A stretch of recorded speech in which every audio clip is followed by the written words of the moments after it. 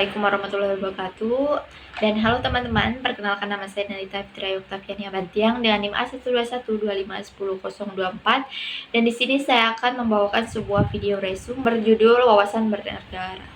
Baik, langsung saja kita masuk materi selanjutnya, yaitu resume mengenai wawasan Nusantara.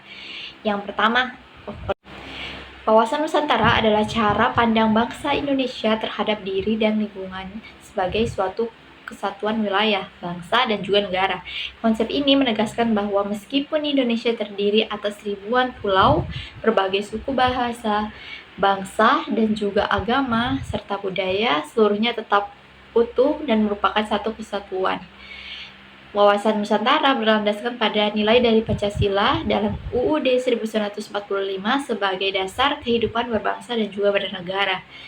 Dan pada tujuan wawasan Nusantara ini, yaitu sebagai wawasan Nusantara memiliki beberapa tujuan, seperti halnya menumbuhkan rasa nasionalisme dan cinta tanah air, dan menjadi pedoman dalam penyelenggaraan kebijakan nasional, serta mendorong pemerataan pembangunan di seluruh wilayah Indonesia, dan memperkuat persaudaraan dan persatuan antara warga, antara negara, dan menjaga kedaulatan dan keutuhan Negara Kesatuan Republik Indonesia (NKRI). Melalui tujuan tersebut, wawasan Nusantara diharapkan mampu memperkokoh dan mempersatukan bangsa di tengah keberagaman yang dimiliki bangsa Indonesia pada saat ini. Dan adapun fungsi dalam wawasan Nusantara, yaitu wawasan Nusantara berfungsi sebagai pedoman dalam kehidupan berbangsa dan juga bernegara, dasar dalam cara pandangnya dan dalam pengambilan kebijakan nasional. Alat pemersatu bangsa Indonesia ini sangatlah beragam. Fungsi ini menjadikan wawasan Nusantara sebagai landasan dalam menjaga keutuhan bangsa dan juga mewujudkan tujuan nasional.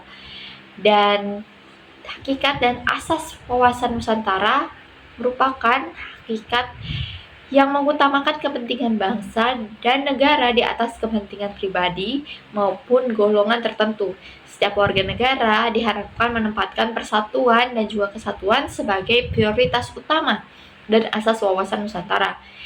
Asas yang mendasari wawasan Nusantara ini meliputi kepentingan bersama, yaitu keadilan, kejujuran, solidaritas, serta kerjasama, kesetiaan terhadap bangsa dan juga negara, serta asas-asas tersebut menjadikan pedoman berbangsa dan bernegara. Baik, kita langsung saja masuk kepada unsur dasar wawasan Nusantara.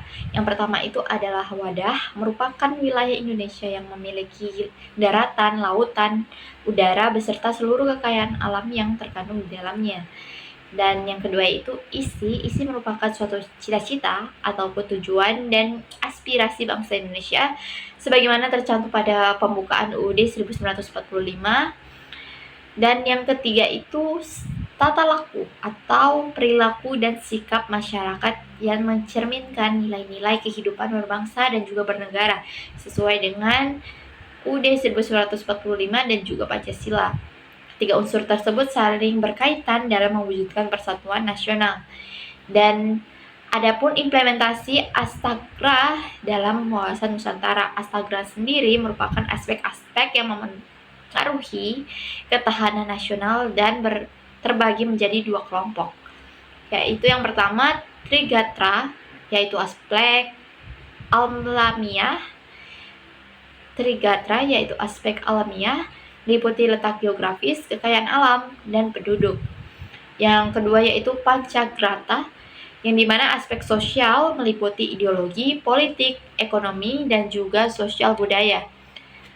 Adapun pertahanan dan keamanan, keseimbangan antara Trigatra dan juga Pancagatra sangatlah penting untuk mewujudkan ketahanan nasional yang kuat.